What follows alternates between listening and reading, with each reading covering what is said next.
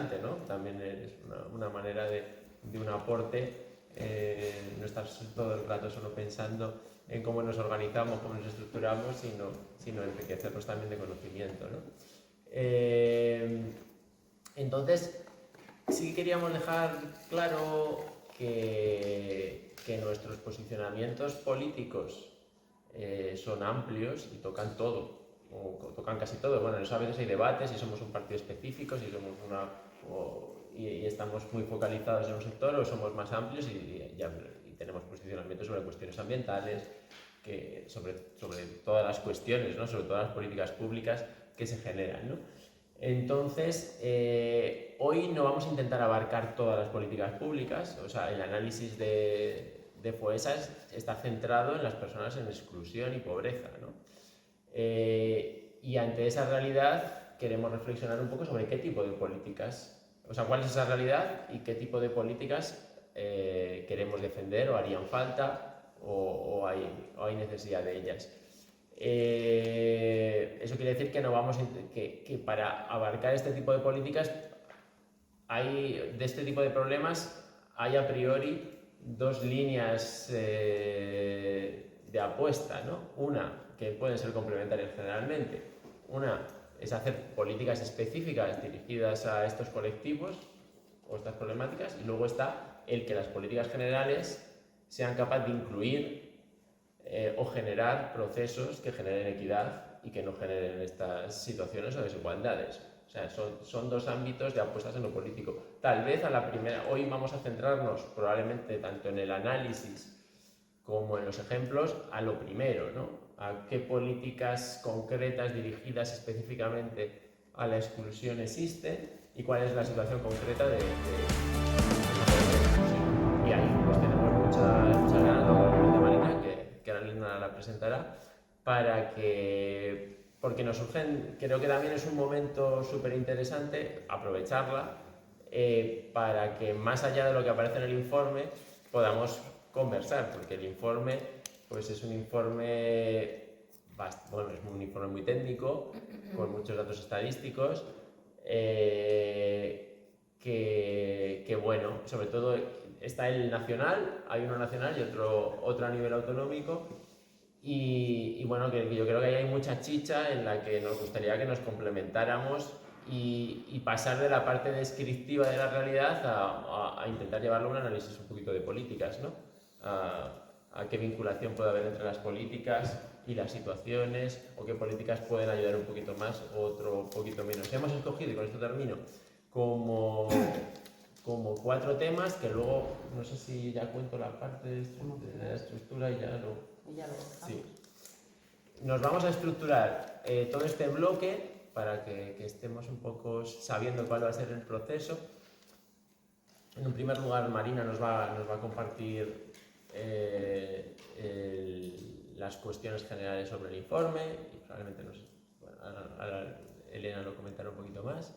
Luego vamos a tener una parte, ahí podemos interactuar y realizar preguntas, y luego vamos a tener una parte de trabajo por grupos, que será justo después del descanso, pero que los grupos los vamos a hacer un poquito antes del descanso, en el que hemos localizado como 4 o 5 temáticas que luego en función de los intereses pues vamos a profundizar más, que son y que aparecen en el informe FOESA, y que son el aislamiento social y las situaciones de conflicto, la participación política de las personas en exclusión, los temas de salud mental, la renta social, la RMI y la IMV, y la problemática de la vivienda. Entonces, en ello hemos preparado del grupo de estudios una ficha para cada uno de estos temas en la que hemos colocado, por un lado, qué es lo que dice el informe FOESA al respecto de esas temáticas, el informe FOESA de la Comunidad de Madrid. Por otro lado, hemos puesto en el programa electoral de Por un Mundo Más Justo de Madrid de 2021, pues si se hacía algo de referencia a esa problemática, había algunas propuestas de solución al respecto, ¿no? Tal, y luego pues algunos comentarios que nos iban surgiendo al respecto. Entonces la idea es por grupos trabajar eso, ver qué nos dice el informe FOESA sobre esas temáticas, qué nos resurge, qué propuestas añadidas creemos que habría que incluir, hasta qué punto nuestro programa se queda corto o largo en ello, o en qué cosas probablemente tengamos que profundizar porque no tenemos el conocimiento suficiente para hacer una propuesta concreta, definida al respecto en este momento, y tenemos que trabajar en ello. Entonces, un poco esa es la idea. Los grupos luego nos juntaremos al final y haremos cada uno presentará, cada grupo, pues un pequeño portavoz de cada grupo, que al final será un grupo de 4 personas o así, yo creo, en el que compartiremos cuáles son esas propuestas, cuáles son las ideas principales que han surgido en la reflexión sobre esa temática. Y ahí queríamos aprovechar a Marina, si aún aguanta con nosotros, para que también le podamos lanzar algunas preguntas sobre esos temas que nos han podido surgir. Porque, no sé, por ejemplo, en el tema de la renta mínima de inserción o tal, hay como cuestiones que seguro que en el momento de reflexión nos surgen y dicen, uy, pero esto, ¿cómo lo ves? ¿Nos puedes decir algo? Pero esto está funcionando, pero esto no, pero la diferencia entre esto y esto, no sé, cuestiones sobre, o algunas propuestas de política que le pueden parecer, si nos puedes compartir algún análisis, alguna idea, alguna recomendación. Y eso sería un poco la dinámica. Muy bien, a mí ya me queda poco que decir, ¿eh? O sea que solo recordaros un poquito el esquema, que Marina nos va a hacer una introducción de la fotografía de la explosión en Madrid, ¿vale? Que el informe hace referencia a eso. Entonces, va a empezar contándonos una serie de terminología para que todos estemos en la misma frecuencia y no haya unos en onda media y otros en frecuencia modulada, sino todos en la misma, ¿vale? Y luego nos va a ir explicando los 14 puntos que tiene desde las 8 dimensiones que han visto que eran importante valorar. Vamos a poder hacer un rato de preguntas y repreguntas y luego, como muy bien ha dicho Arturo, pues vamos a hacer la dinámica por grupos y al final pues la puesta en común. Pero no hacemos más que hablar de Marina y no sabemos quién es Marina. De hecho, yo tampoco lo sabía. Y entonces la pedí que por favor me comentara algo para que yo os dijera un poquito quién es Marina, ¿no? La verdad es que es muy difícil presentar a una persona, la conozcas o no la conozcas, porque siempre dejas muchas cosas fuera, ¿no? Entonces, bueno, pues Marina me contó que estudió sociología, que hizo un máster en servicios públicos y políticas sociales en la Universidad de Salamanca, que hizo un máster en cooperación internacional al desarrollo en la Universidad de Castilla-La Mancha, que tiene una experiencia laboral autónoma y también por cuenta ajena, que también ha sido camarera, con lo cual le da una visión del mundo de las élites sociales en el mundo laboral, ¿verdad? Y bueno, pues que también ha trabajado en la universidad y actualmente pues es miembro del equipo de estudios de Cáritas española y del equipo técnico de la Fundación FOESA. Pero ella no sabe que en esa conversación también me ha ido contando otras cosas que igual no es muy consciente de ello, pero a mí me ha transmitido pues, que es una mujer sensible, que es una mujer empática, que es una mujer compasiva, que el clamor de los más excluidos, de los necesitados, pues ha tocado en su corazón y la ha movido a actuar, a implicarse, a comprometerse, ¿no? Y a soñar con un mundo mejor y más justo. Aquí tienes uno, ¿eh? Y que para hacer y caminar en esa construcción pues la ilumina la esperanza de poder aportar ese granito de arena para hacer un mundo en el que todos quepamos, que de hecho ya cabemos, y que todos vivamos de forma digna y seamos vistos con dignidad. Entonces yo creo que pues eso que sí me ha contado también, aunque no lo ha escrito, creo que es el mejor aval para saber que vamos a disfrutar mucho esta mañana. Y ahora ya, pues ya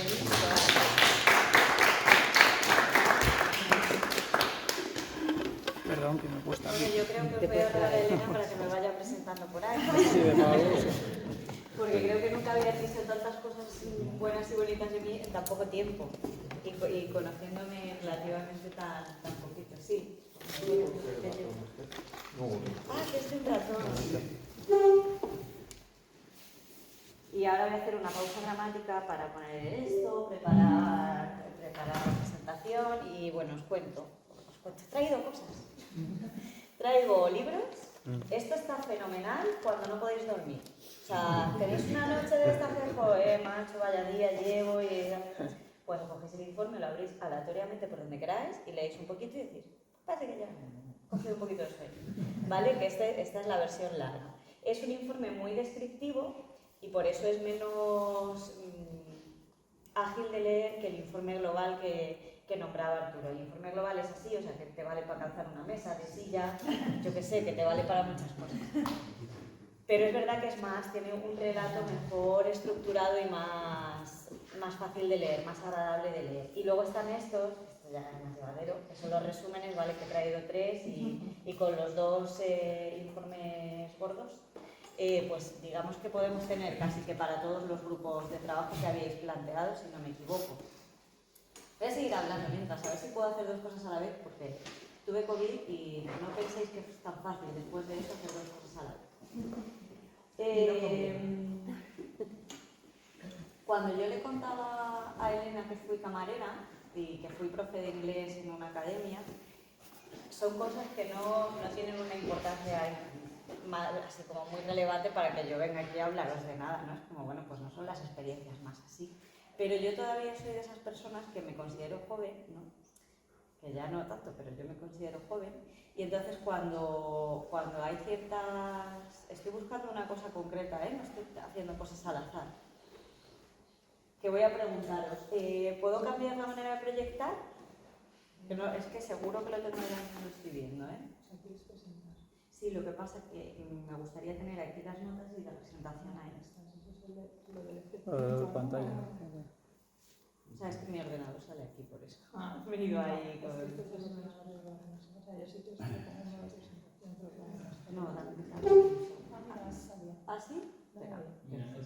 ¿Pero las tenéis ahí también? No. No, es que Pues tienes que... fenomenal, era todo mucho más fácil. Es que, bueno, también soy rubia, en fin,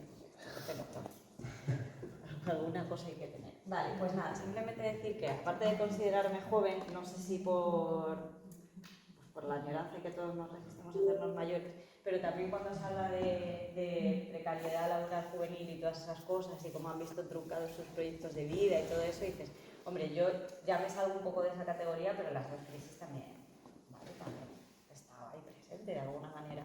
Entonces solo lo contaba por eso y porque le comentaba a Elena, yo acabé la carrera en 2008, tenía un futuro prometedor como todo el mundo, y de repente acabó el máster en 2009 y ya no había futuro prometedor para nadie. Entonces se han dado circunstancias para que yo aprenda muchas cosas haciendo trabajos muy diversos, pero a la vez, pues oye, hay otra serie de cosas que hemos tenido que lidiar con la frustración y con otra serie de cuestiones. Y no me enrollo más sobre mí porque no hace falta. El título podría ser este, podría ser otro, pero bueno, nos vamos a centrar en eso, en la cohesión social y en la exclusión y desarrollo social en la Comunidad de Madrid. Sí que daré algunos datos de España y he variado un poquito el índice. El índice sí que me lo tengo que saltar porque ya no sé al final cómo lo resolvemos. Vale, hablamos de la primera radiografía social completa que se ha hecho de la crisis. ¿Qué es lo que hace FOESA? Bueno, pues yo sé que hay veces que los datos se ponen en duda porque cuando nos interesan, pues nos interesa ponerlos en duda, ¿no? Pero os puedo asegurar que no he visto un trabajo científico más riguroso que el de estos informes.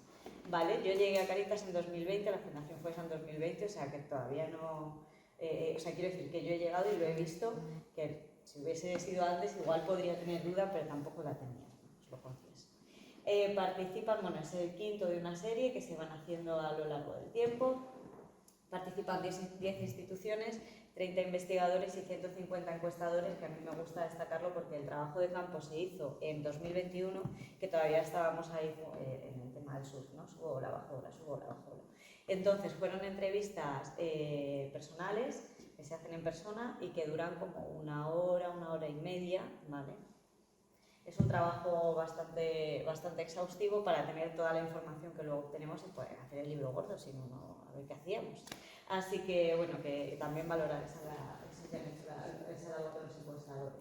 Y más de 30 investigadores de diversos lugares. En Madrid hemos llamado, para que veáis lo que hacen los 150 encuestadores, se han llamado a 7.000 puertas para tener datos de 600 hogares y de 1.600 personas.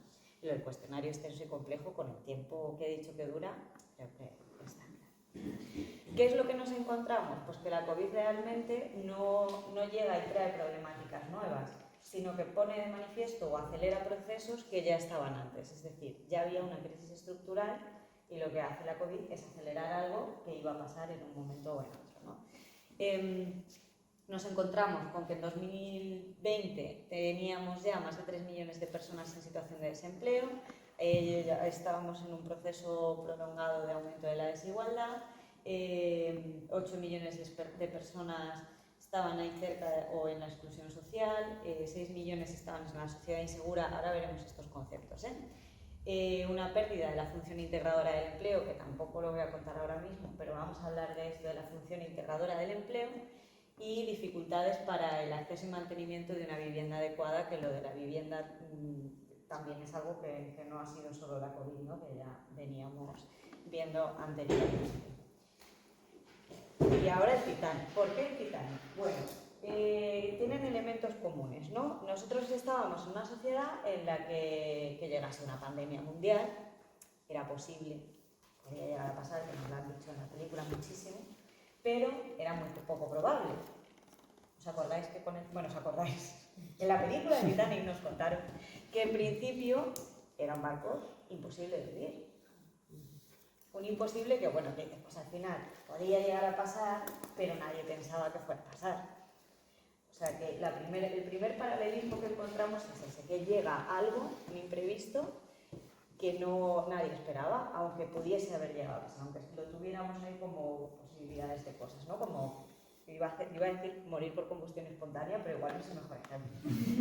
Pero que es algo que sabemos que puede pasar, pero que nadie está esperando que le pase. ¿Qué más encontramos? Tanto en la sociedad como en el Titanic hay mucha gente, pero no todos están en el mismo lugar, ¿no? No ocupan el mismo espacio. Según el ticket que tú comprases para el Titanic, excepto si eras Jack, que lo gana en una apuesta, no sé si os acordáis, sí. Pues, y no he revisitado la película, o sea, esto me he ido acordando a lo largo de contarlo. Según lo que tú pagases, tenías acceso al Titanic, que sale, sí, o sea, no soy yo, soy yo. O sea, me ha parecido fenomenal, creo que a partir de ahora viene por ahí. Experiencial ahí. Subimos al Titanic. Es el fantasma del Titanic. Ha venido alguien a decirme qué pasa. Bueno, que según lo que pagases estabas en un... Bueno, pues tenías acceso a las cenas de gala o tenías acceso a un camarote sin vistas, ¿vale? O compartido con X personas. Tampoco estaba allí, no voy a dar datos históricos rigurosos porque no fui al viaje, no pagué pasar. Pues lo mismo pasa en la sociedad, ¿no? Que según el lugar que ocupemos, vemos cubiertas o vemos que nuestra vida se desarrolla con más facilidad o con más complicaciones. Afrontamos unos problemas u otros. Y una vez que los tenemos que afrontar, tenemos más o menos complicaciones para llevar la situación. O sea que vemos ahí otra cosa. Y luego hay otro elemento, ¿no? Que es el que ya nos lleva a preguntarnos. En el Titanic, cuando llega el iceberg, la orquesta se convierte en héroes porque siguen tocando hasta el final, pero resulta que no todos los que habían comprado pasajes tenían derecho a subir a un bote. O sea, hay gente que iba a morir porque había pagado menos. Esto nos hace preguntarnos si eso es ético. Bueno, nos lo hace preguntar, nos hace decir que no, igual. De alguna manera es como según el dinero que tenemos y el pasaje que compramos, de eso depende que nos salvemos o no ante un imprevisto sobre el que no tenemos ninguna capacidad de decisión. Esta pregunta la podemos trasladar y decir, ¿los derechos deben depender de lo que yo aporto o no aporto a una sociedad? ¿Vale? Esto ya nos lleva a ir planteando cosas, ¿no? Es como, ¿por qué cabía Jack en la tabla? ¿Hay derecho a que muriese Jack congelado cuando había sitio para los dos? Hay muchas cosas que preguntarse. Esto lo digo más de broma. Hay públicos más fáciles y más difíciles. Os diré que el más difícil que me he encontrado fue en Cataluña. no tiene nada que ver, pero que fue allí que dije, ostras, aquí voy a ir al grano. Entonces, el caso es este, ¿no? Y como también quienes viven en unas zonas u otras del barco no se mezclan con los que viven en otras. Bueno, lo he explicado, lo he dicho regulinchi, pero me entendéis, ¿no? Y como en la sociedad hay gente que no ve a los pobres. Esto ha sido significativo, ¿no? Esa mirada de que tenemos de quién es una persona pobre y cómo la identifico. Pues un poco en esa línea, y bueno, mejor sin precedentes, pues por suerte también, ¿no? Gracias a Dios no tenemos, bueno, iba a decir no tenemos o no teníamos uno de estos cada poco tiempo. Y este shock ha tenido un impacto muy desigual, lo tuvo en el Titanic y lo ha tenido en nuestra sociedad. Se ve bien, ¿verdad? Más o menos. Si repartimos la sociedad en un edificio de 5 plantas, veis que ya aparece por ahí la sociedad insegura que hablábamos antes, tendríamos, como somos el 100%, pues el 20% en cada planta, en la primera el 20% más pobre, con menos recursos económicos, y en la quinta planta el 20% con más recursos económicos. ¿Y qué nos encontramos en estas plantas? Bueno, pues si miramos a la primera, lo primero que nos encontramos es que el ascensor, que se habla mucho también del ascensor social, está roto. No hay ascensor. Pero ¿qué más llama la atención, aparte de que haya un ascensor? Que tampoco hay escaleras. O sea que, por mucho que trabajen, igual no lo consiguen. Vale, este es otro de los mantras que hay por ahí ahora. Trabaja mucho y lo conseguirás. Decíselo a alguien de 23, 24 años, a ver si puede. Vale, entonces es un lugar en el que puede llegar a pasar esa movilidad social, puede, pero es menos probable a lo mejor hasta que el Titanic, ¿vale? Hasta que el iceberg, no el Titanic, el iceberg. El sistema educativo no genera la suficiente igualdad de oportunidades, además los barrios tienden a también ser complejos por distintas cuestiones, pero donde hay dificultades y no hay recursos. Por ejemplo, a lo mejor mi hijo necesita un apoyo escolar que no va a tener porque en el barrio no hay servicio de clases particulares, no hay academias, no hay toda esta serie de cosas y falta de personas que nos ayuden. Que hablábamos también del eje relacional y de las relaciones sociales, pues lo iremos viendo también el tema de la ayuda. Luego estaría la sociedad insegura, que hemos nombrado al principio, que estaría en esa segunda planta, que tiene ascensor, pero el ascensor es de bajada. Puede bajar lleno, pero tú no puedes subir. Que aquí, bueno, podríamos discutir de una vez que bajas, el ascensor está roto y no se te abre, ¿para qué has bajado? O sea, las infografías son complejas y a medida que vamos trabajándolas, pues vemos que hay detalles, pero bueno, que lo que nos quiere decir es eso, que podríamos bajar, pero tienen difícil subir. No obstante, ya sí que hay posibilidades de ascenso porque ya hay unas escaleras. Eso, y hay una inseguridad vital, porque no estamos ahí como en un equilibrio un poco precario. Luego ya a partir de la tercera planta el ascensor funciona perfectamente y tenemos escaleras para movernos, que bueno, pues vamos a ir a por un lado, otros por otro, pero ya nos podemos mover. Los que más movilidad social tienen son la cuarta y la quinta. Cuanto más alto, más fáciles mis condiciones de vida, más agradables y más posibilidades de poder decidir qué queremos hacer y de decir a mi hijo, vete un año sabático por ahí. ¿Vale? Por poneros un ejemplo de algo que no todo el mundo puede hacer. Y bueno, y lo de que pueden decidir mis hijos en qué planta quieren vivir, pero por lo general preferirán quedarse en esa que sea otra. Y es lo que llamamos la sociedad de oportunidades. Vale. ¿Qué ha pasado durante todo este tiempo? La desigualdad ha crecido durante la pandemia de la COVID, durante la crisis de la COVID, más que en un año, más que en todo el tiempo de la crisis de 2008. Creo que lo he llegado a decir bien, estaba por cortocircuitar un poquito. Vale.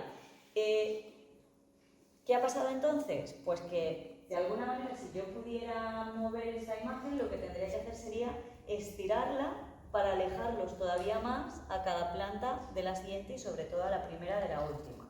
¿Cuánto más la tendría que separar? Pues en España hacer una distancia, que entre la quinta y la primera planta hubiera un 25 más de distancia y en Madrid un 33% de distancia. Más.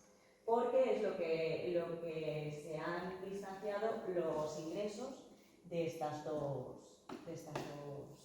plantas, de estos dos grupos de población. Ahora os hablo de este concepto. ¿Y cómo ha podido pasar esto? Pues porque en la primera planta la gente ha perdido ingresos, en torno a un 22% de media, mientras que en la quinta planta han visto aumentados sus ingresos en un 18%. ¿Vale? Por si alguien nos dice que la desigualdad no existe o algo de eso. ¿Qué es la transmisión intergeneracional de la pobreza? Pues lo que os contaba de que los hijos seguirán viviendo en esta planta, porque no hay herramientas suficientes, ni mecanismos, ni familiares, ni públicos, que sirvan para que mis hijos puedan cambiar la situación de la que parten. Es mucho más complejo, ¿vale? Pero que al final sería esto, que mis hijos van a seguir siendo pobres porque en mi familia somos pobres.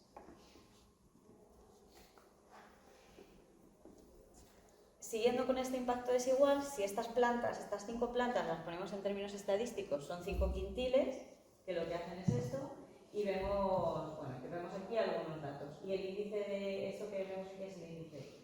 Despacito, lo que vemos es que la pandemia ha afectado a todos los grupos de renta, porque vemos cómo ha ido cambiando, tenemos 18, 21 y van bajando 4, 3, 8, 7, 12, 11, o sea que sí que parece que ha afectado a todos, pero ¿qué pasa en el último quintil? Que ha subido.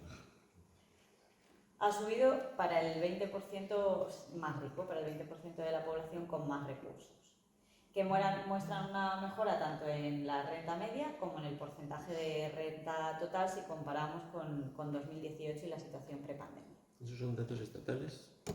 Estos son datos... El informe de Madrid, ¿no? Has dicho que era de... Espérate, esto no lo he mirado, os lo digo después.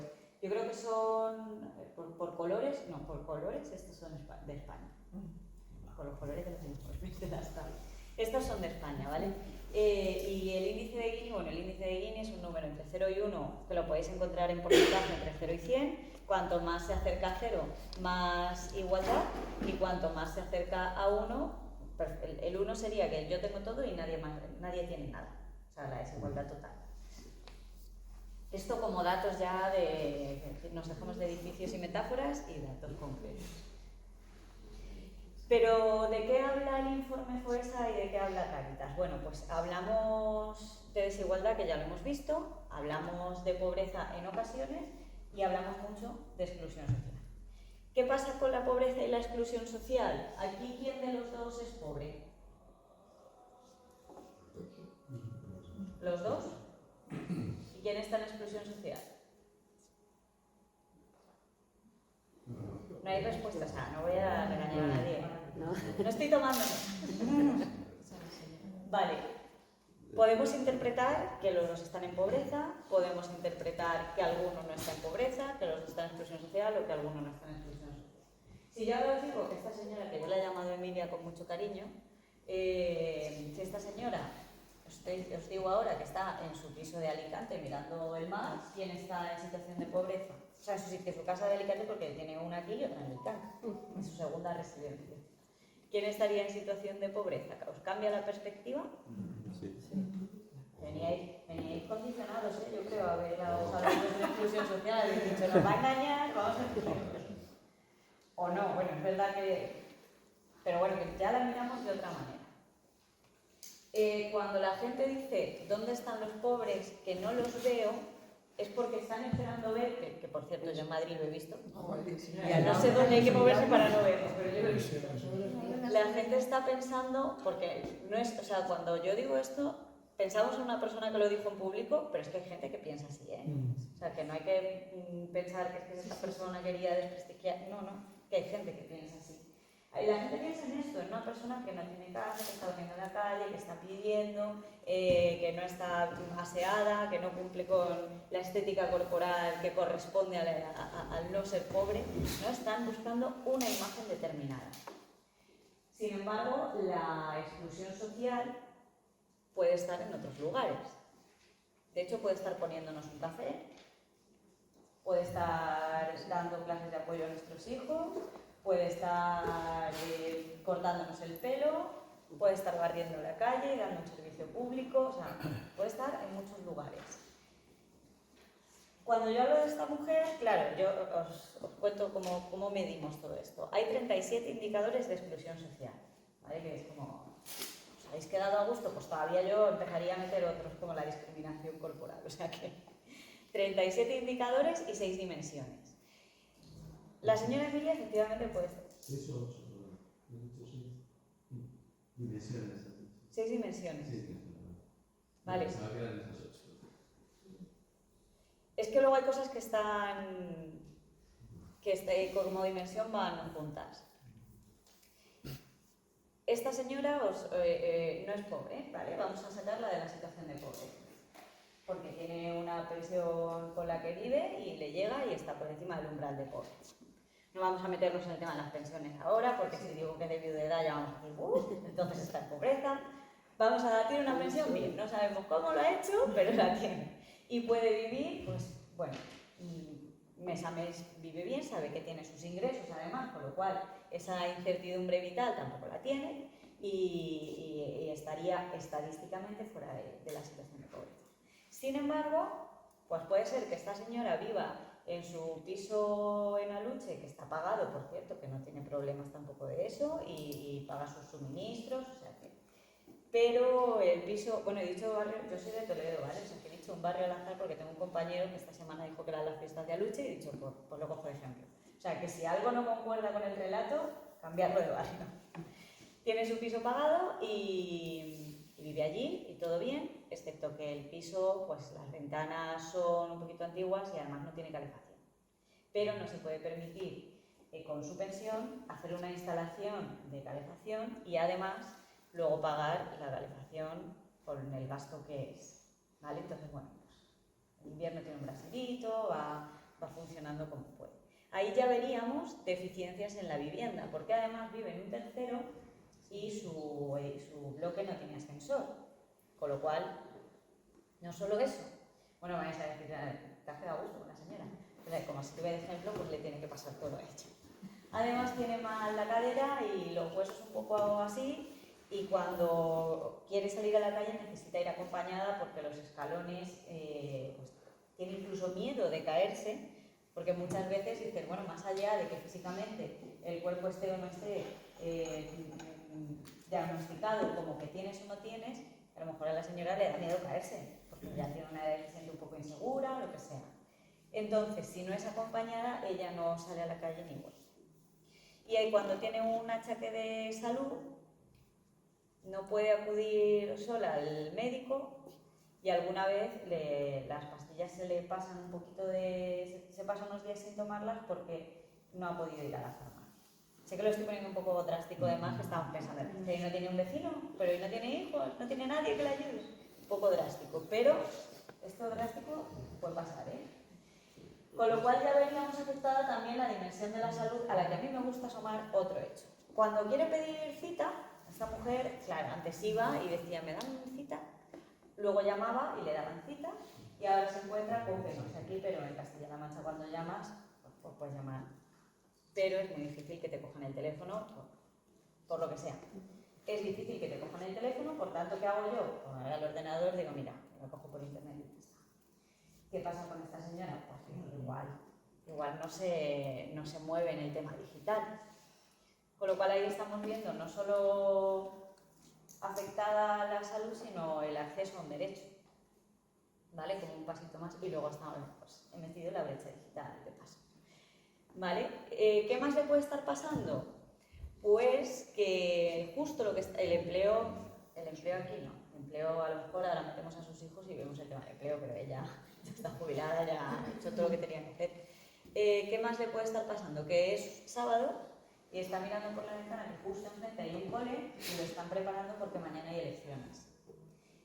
Tiene 2 hijos, pero uno vive en Sevilla y el otro se fue una vez a esquiar allí a los Pirineos, se enamoró y vive en Toulouse.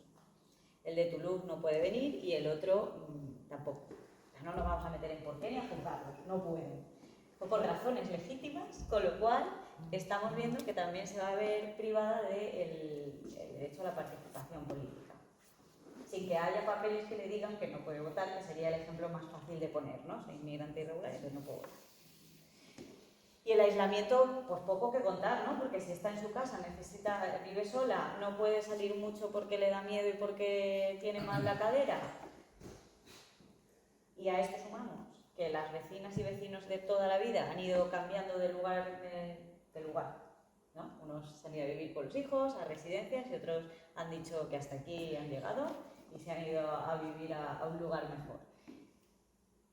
La situación de aislamiento está bastante clara. Han ido llegando jóvenes en ese proceso de cambio de los barrios y se encuentra un poco, pues eso, yo me acuerdo, mi abuela decía, ya no conozco a nadie, ¿no? Esa idea del barrio de toda la vida, pues para esta señora ha cambiado. Con lo cual, en alguien que no tiene pobreza económica, este es el resumen, puede haber exclusión social.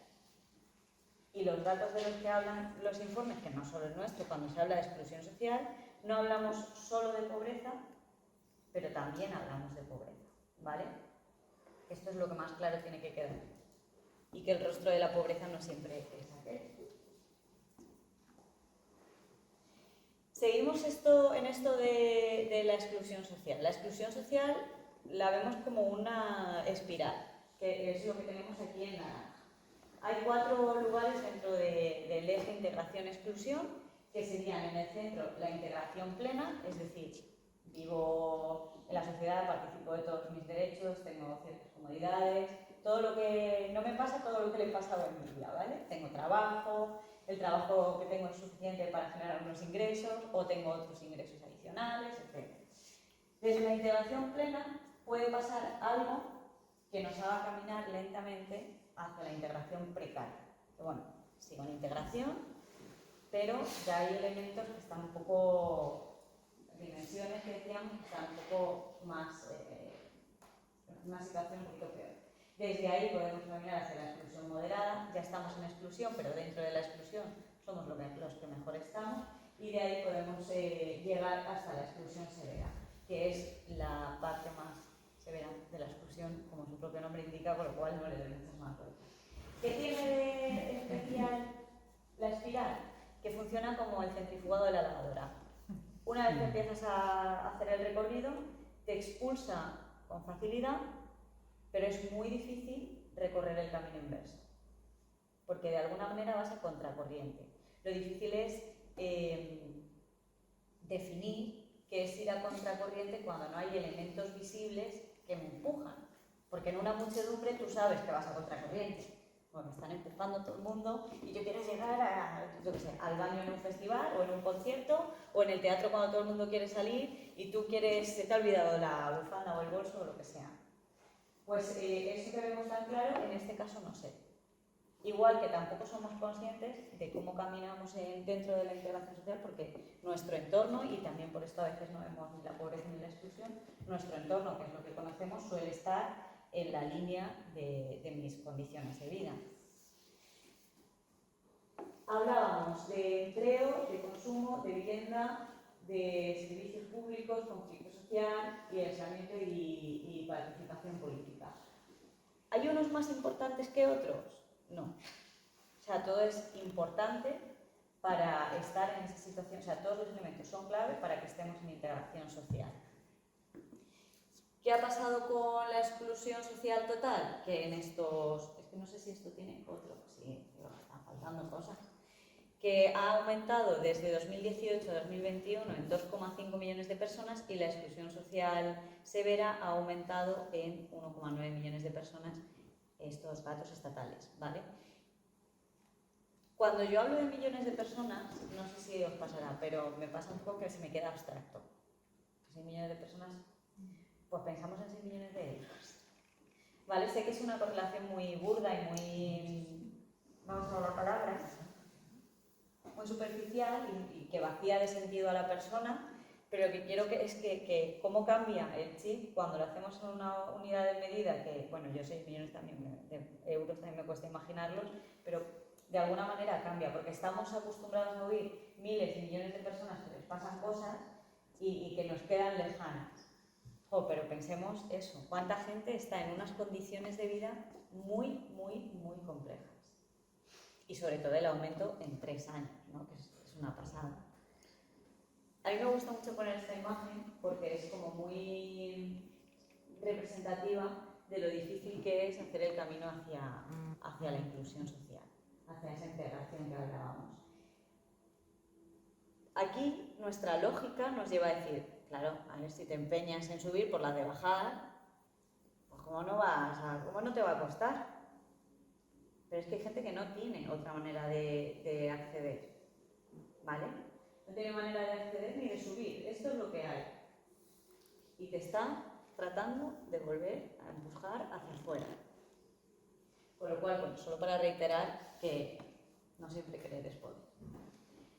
Una mirada de... Bueno, seguimos desde la exclusión social, pero nos vamos a datos. Vemos en azul personas en situación de pobreza que están en situación de integración social.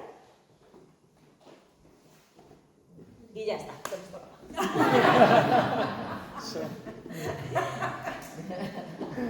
Y en amarillo tenemos personas que están en situación de pobreza. No, esto es nada. Personas en rojo. A ver, perdonad, que me estoy haciendo un lío con los colores. El azul en integración y en pobreza. Y en amarillo eso era. Que no están en pobreza, pero sí están en exclusión. Para que veáis que los dos fenómenos se dan. Es que esto... Estás hecho un lío, pero sí. Os animo a probar, ¿eh? Hay ratos con estos números que es como, a ver qué hemos dicho aquí. Un 9,2% de personas están en exclusión en España, datos estatales. Están en pobreza y en exclusión, que es en pobreza severa y exclusión, que es como la asociación fácil. La dimensión económica es importante en la exclusión, por tanto, pero no es la única. Esto es que hay que reiterarlo mucho. Hay un 8,5% de personas que están excluidas pero no son pobres, y pobreza integrada socialmente, sí que es verdad que la pobreza integrada socialmente es mucho menor, es un 0,3%. O sea, sí que es verdad que es más fácil que si estás en pobreza estés en exclusión que al contrario. Pero bueno, que los datos corroboran lo que os contaba antes, ¿no? Perdona, esos datos suman 100. ¿Pero sobre qué están hechos? Sobre el total de la población, viendo su situación de pobreza, si están o no en pobreza, el grado de pobreza, y en exclusión o no. Es decir, Vale, pero ese 100 es el total de la sociedad. el total de la población. Vale. Claro, porque están pobres y no pobres. Vale. En Madrid se reduce la integración y se dispara la exclusión severa. Esto... Después de todo lo que he contado nos lo podíamos esperar, ¿no? Tampoco no nos sorprendemos ahora.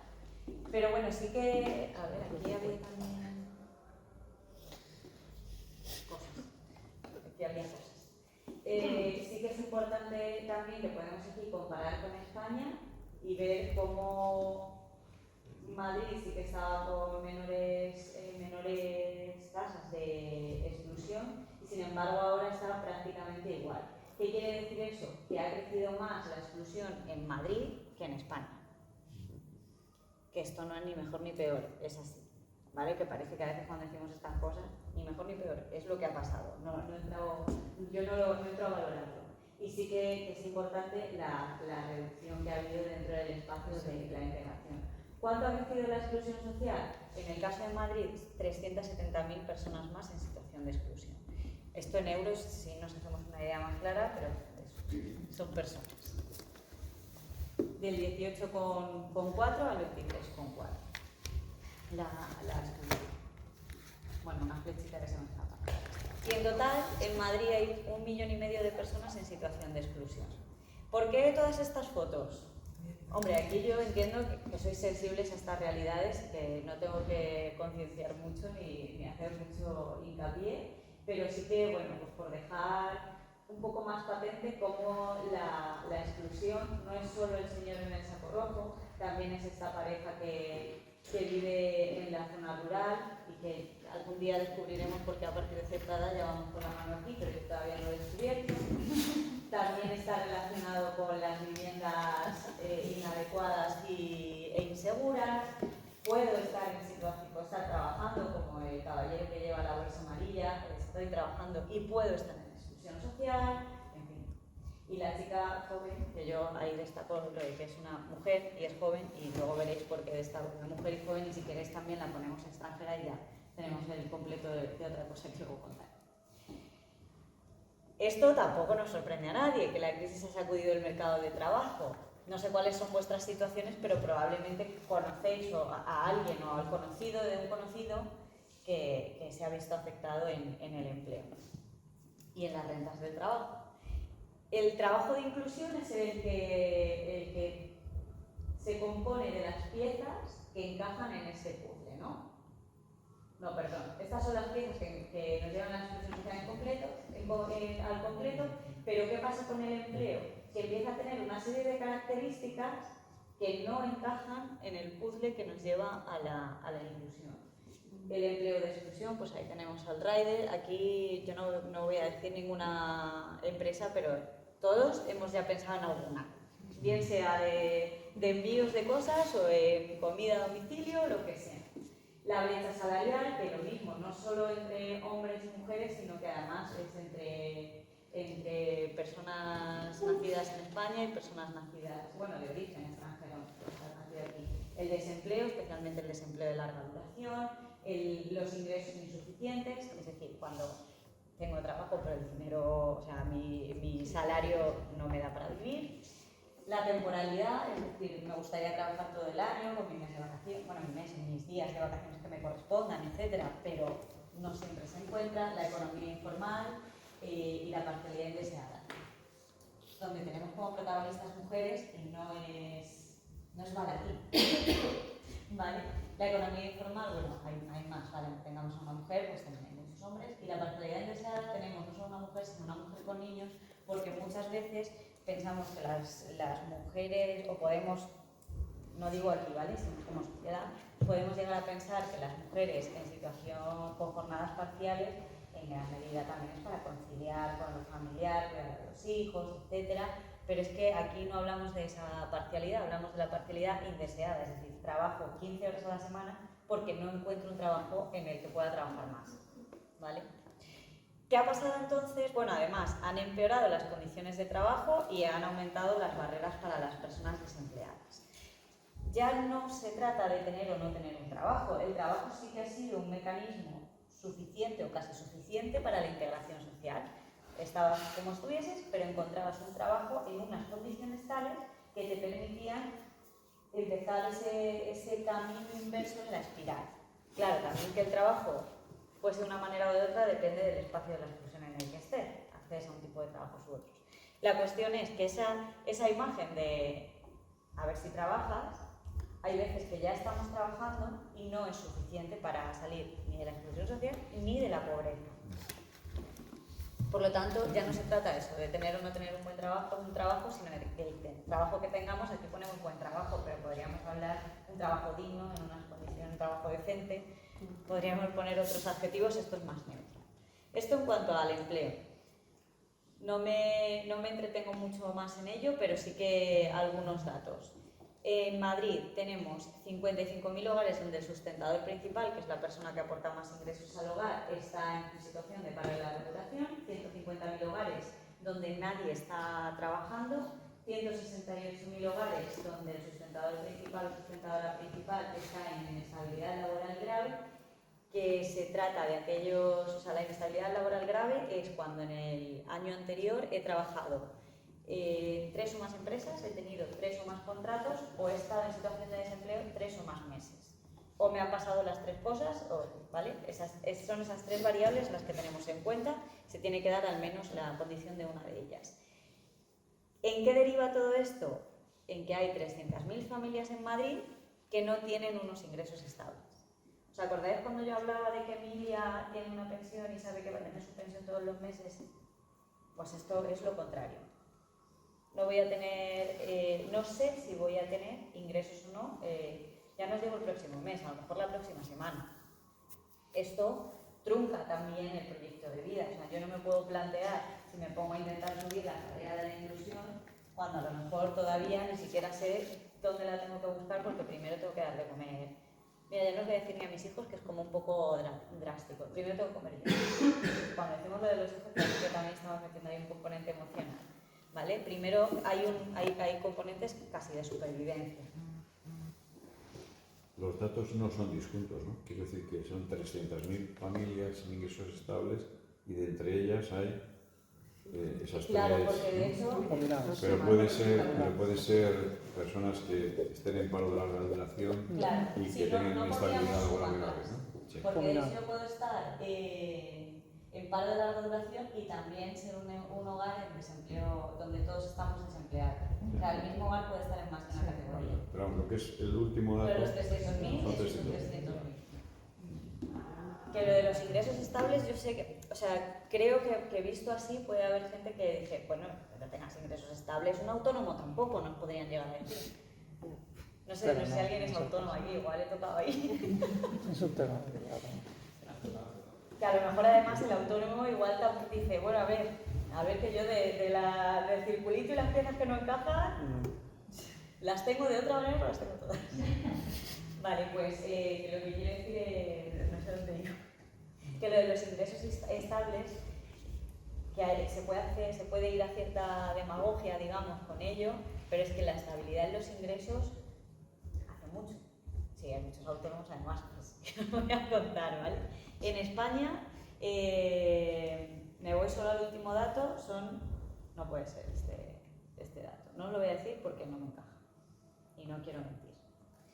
La vivienda, ¿de qué hablamos en la vivienda? De exclusión residencial. ¿Cómo puede ser la exclusión residencial? Puedo vivir en una vivienda insegura, en una vivienda inadecuada, o no vivir en una vivienda, que es la exclusión residencial extrema, que son las personas sin hogar, en situación de sin hogar decimos, pero hay que acortar de vez en cuando, que no tienen ningún tipo de vida. Vamos.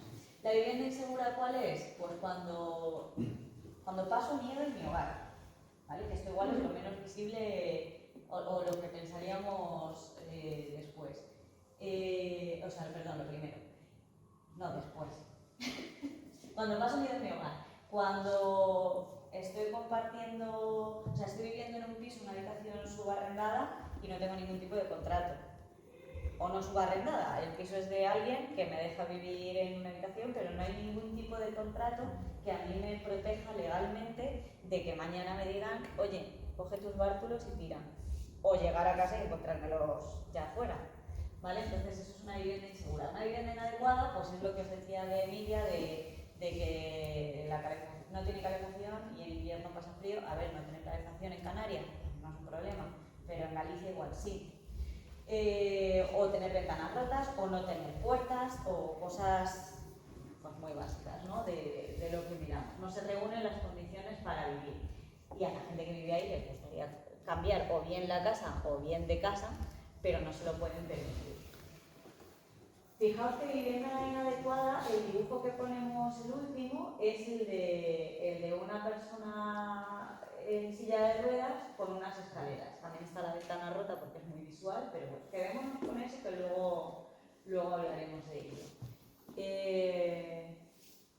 Perdona, ¿de qué nacionalidades son las personas? O hay, digamos, supongo que tras esto están los datos de si son españoles, extranjeros, debe estar, ¿no? Atrás de Sí, hay también cifras. O sea, también hemos mirado por colectivos, cuáles son los colectivos más afectados, en general por todos. No os van a sorprender. No va a haber ningún dato que diga, ¡ah! Ya os digo que no. ¿Son datos nacionales? Estos no, estos son de Madrid. Tenemos, lo que he hecho ahora, ¿vale? Este cambio es porque la infografía tiene los datos de España de 2018, entonces está actualizado así a lo hecho en casa, de esta manera. Tenemos en vivienda inadecuada en Madrid 200.000 familias y 260.000 en vivienda insegura. Ya sabéis que de personas sin hogar nos podemos dar número porque no hay una manera fácil de contabilizar, no hay datos oficiales, pero bueno, sí que en Cáritas podéis ver los que se ha atendido desde Cáritas y bueno, hay algunas cifras por ahí, pero también, además de todo eso, es que el informe FOESA es una encuesta que se hace a hogares, también por eso no hay personas sin hogar, pero sí hay personas en vivienda insegura e inadecuada, ¿vale? ¿Qué más os cuento de esto? En España, en vivienda inadecuada hay 1.350.000 personas y en vivienda insegura 1.300.000. Y hay 2,5 millones que viven, que una vez que pagan los gastos de vivienda, esta es la otra parte, quedan por debajo del umbral de pobreza. Porque es otra de las no se pregunta, se calcula, de los cálculos que hacemos. Es decir, después de pagar el poder seguir viviendo en mi casa, ¿me queda dinero para vivir? Pues para mucha gente, ¿cuántos he dicho? 2,5 millones de personas en España y en Madrid no lo tengo, pero... ¿Son personas o viviendas? Hogares. Hogares, sí. Perdona, sí, hogares, gracias por puntualizar. Que esto de las personas y los hogares, como ahí van bailando, van cambiando los datos. ¿Cuánto estamos contando como umbral de pobreza? 408 euros para una persona adulta. ¿Vale? Y luego van cambiando según... 408 euros al mes. Sí. Que eso es lo que te queda para vivir después de pagar Después de pagar la vivienda. Vale. Sabéis, esto no es ningún dato sorprendente, que se supone que deberíamos destinar al pago de vivienda no más del 30% de nuestros ingresos. Pues ahora meteos en idealista y me contáis. A ver qué El pago ganas. de vivienda sería no solo el alquiler, sino también las hipotecas. Claro, la hipoteca también. O la hipoteca En o cuenta la- cuando la gente le pregunta los ingresos, las deudas. Las deudas, ¿no? Pues la hipoteca figura como una Sí. deuda. Pero vale. Sí, está también. Y la mata su bien. En Madrid, veis, tenía el dato, pero no lo había puesto todavía. 415.000 familias que quedan en esta situación de pobreza severa una vez pagado alquiler o hipoteca. Os he dicho los 408 euros para una persona sola, 980 para una familia numerosa. Si estamos por debajo de eso, quedan en situación de pobreza severa. Pues lo de la vivienda, pues ya sabéis, hay que hacer cosas. Es un tema. En cuanto a la salud, que llevo ya 45 minutos aquí, en cuanto a la salud, en esta pregunta lo que les estamos diciendo es si creen que su estado de ánimo está mejor, peor o igual que antes de la pandemia. Bueno, tampoco nos sorprenderá mucho ver que casi el 40% nos dicen que peor. De hecho, mejor lo dicen muy poquito. O sea que sí que en España hay más gente que se considera que está peor o que está... Bueno, que está igual, ¿no? Hay más gente que se considera que está peor. O sea que bueno, dentro de... Si queremos compararlo como por ganar en algo, pues tenemos esto. Yo tampoco lo veo, estas comparaciones como de... Por lo menos en esos términos, pero sí para hacernos una idea con la media de España.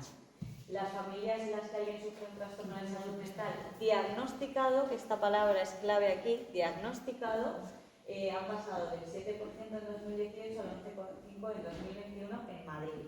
¿Por qué pongo el acento en diagnosticado? Pues porque si yo no he ido al médico de cabecera, que me ha derivado a un psiquiatra, que me ha diagnosticado, me ha dado un papelito que certifica que yo tengo en este momento una enfermedad mental, no estoy contado aquí. Con lo cual este 11,5 probablemente sea más alto. ¿Vale? Con todo lo que supone el diagnóstico de un trastorno de salud mental para todo el grupo familiar. Es otra de las cosas que a veces se pierden de vista, ¿no? No se trata solo de la persona, sino del entorno familiar. Ahí no os he contado cómo podemos llegar a la espiral de la exclusión, pero suelo meter también la salud mental como elemento, pero ya lo dejamos. En España ha pasado del 9 al 14, o sea que aquí también estamos mejor en la media de España, pero ya os digo que hablar de términos de mejor, peor, cuando estamos hablando de cosas que estamos mal, da igual, por muy bajo que sea el porcentaje, es un porcentaje a tener en cuenta, ¿vale? A la vez, sí, sí. También, bueno, está viendo, si queremos ver el lado positivo de la salud mental y la pandemia, es que se está empezando a hablar de ello de forma generalizada. Si queremos ver una parte buena. ¿Hablar de qué? Del tema de la salud mental. A mirar desde otro ángulo, ¿no? A no pensar en términos de los locos y la imagen mental, ¿no? Que estaba pensando en esa analogía que podemos hacer con la persona que duerme en la calle y la pobreza. El impacto de la COVID también ha tenido mayor incidencia en mortalidad que en el conjunto de España, ¿vale? Estos no son datos nuestros, os lo cuento. Y luego eso, que los problemas, adicionalmente, los problemas de enfermedad o trastorno mental se traducen en una mayor presencia de situaciones de exclusión en prácticamente todas las dimensiones. Esas 200.000 familias se han colado ahí, ¿vale? Que no lo tengáis en cuenta, eso último que ha salido, que fue para coger el color, nada más. ¿Qué es importante también de la salud, pero que está directamente relacionado con la economía? Pues el poder pagar los medicamentos o tratamientos o dietas especiales, ¿vale? Porque eso también hay que tenerlo en cuenta. Bueno, pues han tenido que dejar de comprar estos tratamientos un 15% de personas y un 11,3% de hogares. De nuevo, 11,3%, pues a lo mejor no es mucho, no hasta el 100%, pero es que son 297.000 hogares. Entonces nos da igual si son un 11%, un 7% o un 14%. Son hogares. Y son casi 300.000 hogares. Y aumenta notablemente el porcentaje de población que tiene problemas de exclusión en el tema de salud. También es verdad que la salud en esta crisis concreta ha sido el tema... Bueno, al principio fue el tema estrella, no ha sido la causa inicial de todo lo que ha venido después. Si pasamos al tema... Oye, os estoy aburriendo mucho, ¿queréis hablar? ¿Queréis decir algo? No, para nada. Y si os aburro mucho, póngale y cambiáis de idea. Vale, en cuanto a las relaciones sociales. Las relaciones sociales, os hablaba antes de pensar, seguro que hay algún conocido de un conocido, si no os ha pasado directamente, que ha perdido el empleo, que le han cambiado las condiciones, que ha estado en ERTE mucho tiempo, lo que sea. Las relaciones sociales, cuando también te has quedado sin trabajo, tienes dificultades, lo primero que haces es contar y decir, si te enteras de algo, me avisas. Las relaciones sociales están para eso, por ejemplo. Las relaciones sociales están para que la señora Emilia pueda bajar a comprar su pan y sentarse un poquito en el banco de abajo del bloque a tomar el aire. Las relaciones sociales están para que me tengo que ir, que me he quemado con el aceite de la sartén, quédate con el niño, por favor. Los abuelos son relaciones sociales, ahora que he puesto el ejemplo de los niños, ¿vale? Que también, bueno, pues ya sabemos cómo también ayudan a eso. La familia está incluida dentro de nuestras relaciones sociales. ¿Y a qué ayuda también, aparte de esto, que son como ejemplos muy prácticos, ¿no? Muy de prestar ayuda, de traer al niño que me lo quedo? También están para decir, he tenido un día de mierda, dame un abrazo. Porque a veces tampoco queremos nada más que dame un abrazo, ¿no? También es eso. O sea, también influye sobre nuestro bienestar emocional. Que a veces pensamos más en la ayuda práctica. ¿Qué ha pasado? Bueno, ahora lo vemos. Vemos el total de hogares en exclusión y en exclusión severa. Somos un poco pesados con poner esto, pero para que se vea cómo cuanto más excluido estás, peor estás, ¿no? Que no es algo que nosotros digamos porque decimos, ay, pobrecitos. No, es que es así. Claro, lo contrario sería raro también.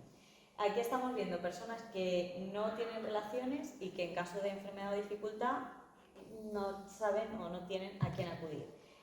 En total ha subido un 4,3% el número de hogares que se encuentran en esta situación, que es una pasada. Bueno, desde mi punto de vista es una pasada. Estos son datos de Madrid.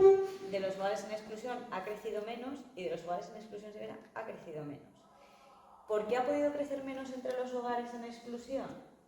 Dos hipótesis. Porque ya tenían redes más débiles, por tanto había menos que perder, digamos, o porque tenían redes sociales que no se basaban en esa ayuda tan material y entonces se han mantenido porque no han perdido eso. ¿Vale? Son dos hipótesis extrañamente complementarias, pero diferentes. ¿Y cuánto nos encontramos? 193.000 personas solas sin apoyo en Madrid, 1 millón en España. Imaginad lo que es esto. O sea, yo no me lo imagino, soy muy sensible, como has dicho, sensible y creo que es uno de los datos que quizá me hacen, no quiero quitar mérito a ninguno, pero que me da como un poco de angustia extra, porque ya no es solo todo lo que te pasa, sino encima afrontarlo solo o sola. ¿Qué ¿Qué ha pasado? Se ha debilitado la ayuda mutua, ¿vale? Los datos que tenemos, Madrid y España, benefactores, o sea, que ofrecen ayuda pero no reciben, ayuda mutua, receptores, que reciben ayuda pero no la dan, y quienes ni dan ni reciben. ¿Qué dato o qué barrita os llamaría más la atención? El aumento de benefactores. Sí. ¿Aumento de benefactores? Me da esperanza. Vale. ¿Aumento de qué? La Pues que ni dan ni disminución de la reciben. ayuda mutua. La La disminución de la ayuda La mutua. disminución de la ayuda mutua. Baja muchísimo. Que es sorprendente porque por un lado La disminución de benefactores ayuda, o sea, que... Benefactores es que presto ayuda, pero no Pero recibo. ayuda, Esto es subjetivo. Vale, esta es una pregunta de carácter subjetivo. No hemos medido, pero tú prestas dinero, pero ¿cuánto dinero prestas? ¿Sabes? Está todo relacionado. Es una sensación Está todo que relacionado. esto no sé si quita hierro o agrava. Es verdad que es un dato importante, porque esta es la sensación que yo tengo de presto ayuda, pero no la recibo. Puede ser que considero que no la necesito y por eso no la recibo, ¿vale? No que nadie... O sea, que como es una pregunta subjetiva también entra eso. A mí lo que me sorprende es una pregunta subjetiva, que la gente que siente que está ayudando es mayor, cuando la realidad es que es menor la gente que está recibiendo ayuda. Mira, es autoayuda. Pero a mí me parece que lo más característico es que cada vez hay menos gente que está individual y que ni da ni recibe, ¿no? Sobre todo en la Comunidad de Madrid respecto a España. O sea, que hay una individualización de Nos la... está distrayendo mucho, ¿eh? que hay una individualización en la relación de las personas respecto a la pobreza y una menor, y sobre todo en Madrid, ¿no? Respecto a España. Pero igual más que individualización es aislamiento. Es Sí, decir, eso, hay un aislamiento. 44,7% de personas que viven en su burbuja, es decir, viven en su... O sea, que eso ni es bueno ni es malo. Pero lo que dice es que viven en su lugar y lo que pasa alrededor no lo sé, pero lo que me pasa a mí tampoco lo saben, con lo cual me voy aislando. O sea, que nos llama la atención todo. Sí, hombre, totalmente. No, bueno, es normal, ¿eh? Es normal que pase esto. Pero yo sí que preparando la presentación me dio un poco de desazón este dato en concreto. Porque dar ayuda y no recibirla, o recibir ayuda y no darla, implica una interacción, sea la que sea, o sea, en una dirección o en la otra. Y probablemente no es tan categórica como nosotros la expresamos en un gráfico, ¿vale? Pero tener la sensación de que ni doy ayuda ni recibo ayuda, o sea, yo lo veo y me parece hasta un poquito triste. ¿Que dónde vives? No sabemos si es por aislamiento, si es por individualismo, si es porque tengo miedo y entonces estoy en mi casa en 2021, ¿vale? Y entonces todavía no salgo y entonces yo ahora mismo no estoy ni para dar ni para recibir ayuda. Pero en cualquier caso, incluso si entramos ahí, es como el propio concepto que tienes de dar y recibir ayuda hace que te sitúes ahí. A mí este dato me parece duro, ¿eh? En general se ha debilitado la ayuda mutua. ¿Y para qué se ha podido deber? Que bueno, sí que estaba el círculo además ahí como spoiler de este dato es súper importante, porque se ha rebajado casi a la mitad, que es mucho. Y además vemos que no ha ido a las otras dos, ¿no? Sí que hay un poco más de receptores, que un 3%, un poco más de benefactores, pero que la batita que más ha crecido es la de ni dar ni recibir. La ayuda mutua también se ha ido desgastando en muchos casos, influyen las tres, pero por el desgaste que ya traíamos de la crisis de 2008, sobre todo la ayuda material. O sea, yo te he podido prestar dinero a lo mejor, o te he dejado vivir en mi casa, en una casa, la mía o en una que tenía sin coste, o cosas así materiales que te ayudan a pagar los suministros, no sé qué, pero ese dinero que yo tenía y que podía ayudarte, pues a lo mejor ya no entra o se ha ido gastando y ya no puedo seguir ayudando. O yo enviaba dinero a mi país de origen y ya no lo puedo enviar o puedo enviar muy poquito y considero que ya, o sea, y a lo mejor me sitúo diferente en este gráfico. Entonces, esa ayuda, eso se ha ido viendo desgastada, que también podría haberle pasado, la materiales objetivos, y que hemos hecho otros estudios de impacto COVID con personas en situación de exclusión y esto era así, y luego esa otra parte de de que nos ha desgastado más emocionalmente esta crisis, mucho más que la anterior, bueno, mucho más, diferente. Nos ha desgastado de otra manera emocionalmente y a lo mejor también nos hemos, lo que decíamos, nos hemos protegido un poco de dar ayuda o de abrirnos a los demás. Marina, ¿cómo vas de tiempo? Porque ya a nivel de bloque ya estamos de A tiempo. nivel de bloque ya estamos. Entonces... Pues, os cuento 2 cositas más. O sea, en diapositivas tengo 8 más, pero no voy más rápido. Fractura social, muy rapidito. Porque, bueno, la imagen, si queréis, ya luego la dejamos puesta y veis cosas, pero que tampoco tiene mayor importancia. Hablabais, ¿dónde ha sido más importante, a quién ha afectado más en personas la pandemia? A las mujeres, sorpresa. A las personas de origen inmigrante, sorpresa. Y a los jóvenes. Esta podría ser más sorpresa si no fuera porque ya sí que lo sabemos, ¿no? Que a lo mejor hace más tiempo nos hubiera sorprendido un poco, pero ya no nos sorprende tanto. El tema de la crianza también es importante y luego tenemos 2 brechas que están también presentes, la territorial y la digital. En lo digital no me voy a meter porque es algo que sí que tenemos más claro. En lo territorial deciros que lo más afectado, las comunidades más afectadas son de las que hemos analizado. En los países del este, iba a decir, las comunidades del este, sobre todo la zona de Valencia, etcétera. Bueno, Cataluña se ha visto muy afectada porque tiene población joven, población de origen inmigrante, con lo cual ha sido un caldo de cultivo ahí intenso. Y Canarias también se ha visto muy afectada. Y luego la zona norte ha parado mejor el golpe. Aquí también pueden haber influido las incidencias que hemos tenido de la propia COVID.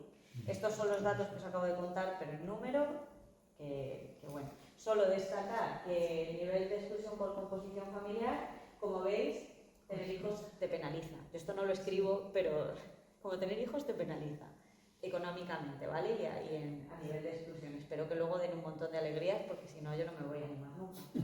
Hogares sin niños en exclusión social, 17%, con niños 25% y familias numerosas el 37%. Y no sé por qué no están los hogares monoparentales.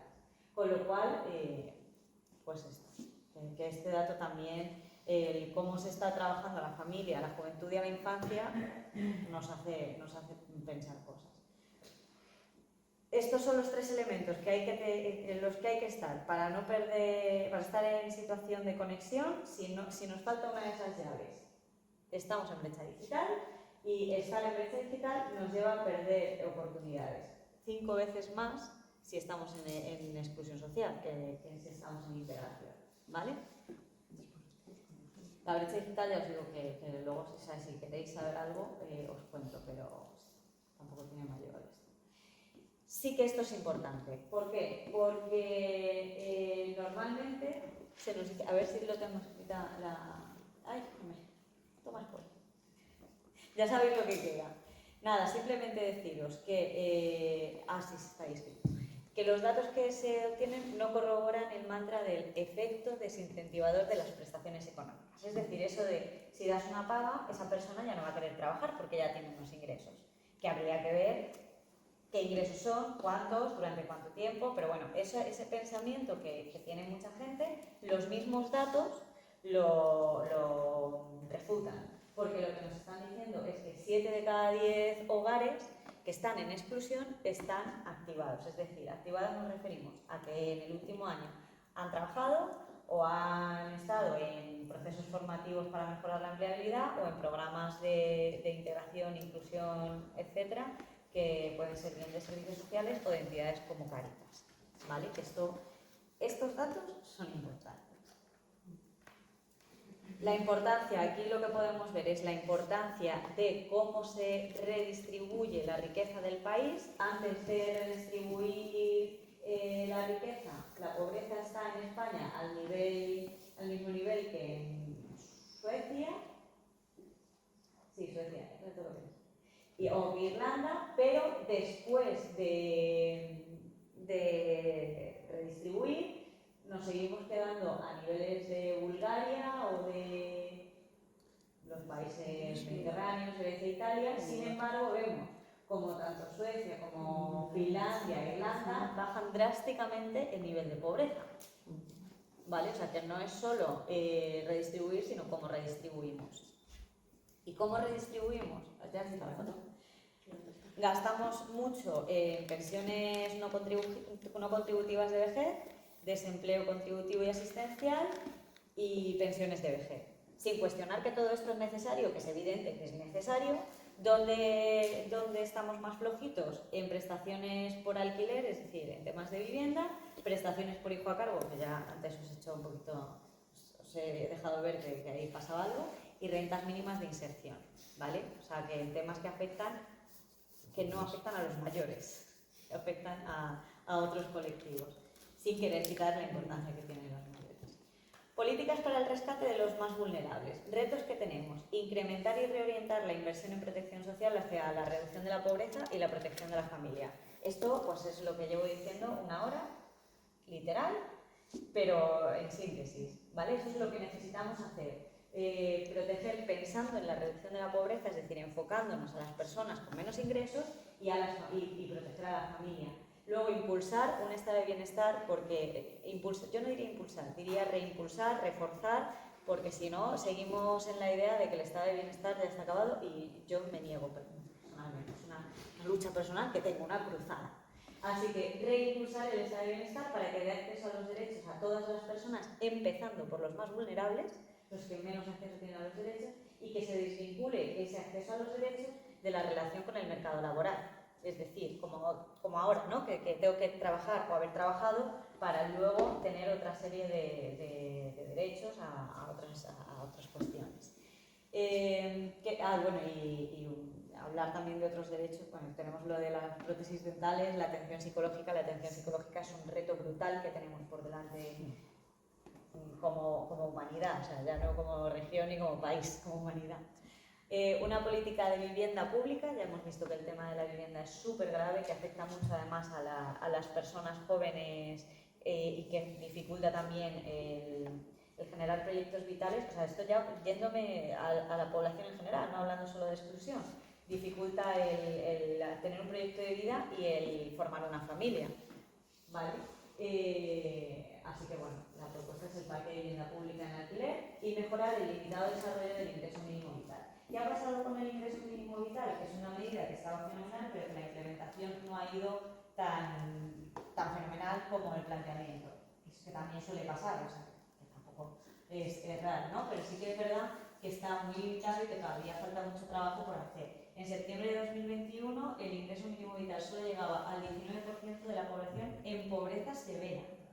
Es decir, gente que objetivamente y sin ninguna duda debería tener ese derecho cubierto. Bueno, pues no ha pasado. No se han adecuado bien con las rentas mínimas de inserción, entonces se han visto, esto lo hemos visto también en los estudios que hemos hecho de impacto COVID, como al solicitar una se perdía la otra, te quitaban una mientras te redactaban la resolución del ingreso mínimo vital, y entonces ha sido un poco caótico en ese sentido, y sitios donde, aparte de la incompatibilidad, bueno, sí que se generaba la incompatibilidad en vez de la compatibilidad, que era la idea que había en el ingreso mínimo vital. Entonces, bueno, todo eso hay que trabajarlo.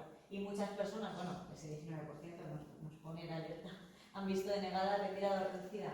Bueno, no, esta es la renta mínima. La renta mínima por problemas ajenos a su situación. O sea, también habrá ocurrido, no sé cuántos trabajáis en el ámbito social, pero ha podido ocurrir que me denieguen la renta mínima porque hay un papel que se ha perdido, se ha extraviado en el camino.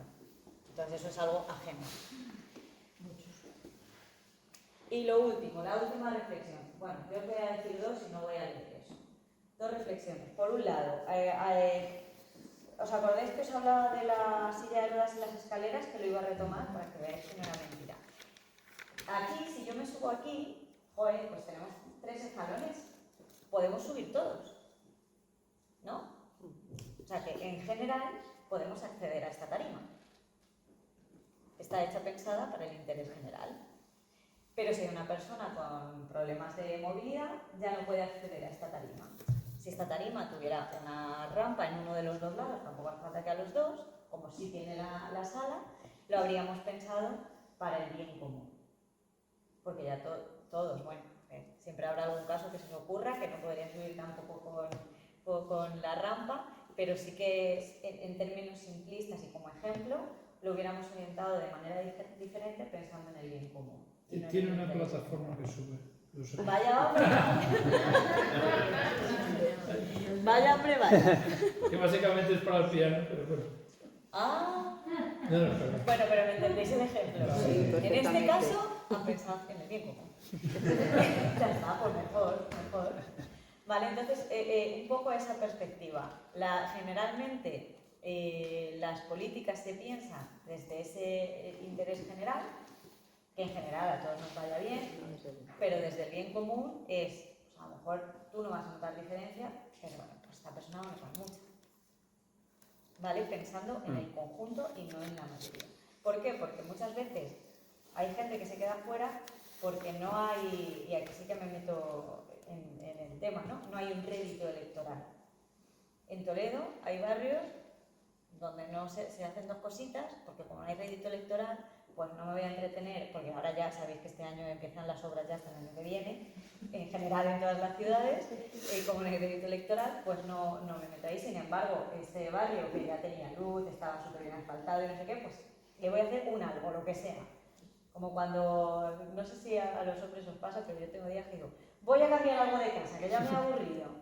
¿No? Pues igual, pero en versión ciudad, que es como no hay nada que hacer, pero lo voy a hacer porque aquí me interesa electoralmente. Eso a nivel municipal afectará a las elecciones. Por ejemplo, es como, ¿qué me vas a hacer a mí? A lo mejor hay otros municipios que lo pueden necesitar más, pero es como, ¿qué me vas a hacer a mí? Claro, ¿no? Y no solo qué te voy a hacer a ti, sino que si sé que en este barrio no me van a votar de ninguna manera, Por ejemplo. Por ya ejemplo. está. ¿Vale? Y esto no es una cuestión de colores políticos, esto es una cuestión de estrategia. ¿Vale? Entonces, bueno, cambiar ese, o pensar en qué preferimos. No sé si cambiarlo o no. A lo mejor decimos, bueno, sí está muy bien esto, pero es muy difícil. No voy a decir yo que no, que es fácil. Y lo último, que ya también es otra cosa como en el estado de bienestar, una cosa que estoy yo con mi cruzada personal y que voy viendo que no soy la única, que debe ser algo que se está moviendo, es el que dejemos de pensar que la utopía es imposible. La utopía por definición es imposible, pero es que si no, pues nada, pues nos quedamos como estamos ya para siempre, porque todo lo demás no se puede hacer. Entonces hay que pensar más allá. Oye, pues a lo mejor no llego hasta la utopía que me he marcado, pero igual doy 2 pasitos. Ya será mejor que seguir. Así que yo os animo a seguir pensando en la utopía, a debatir si interés general o bien común, y a que no os desaniméis con los datos y los números, y a leer el jueves al día que tengáis insomnio.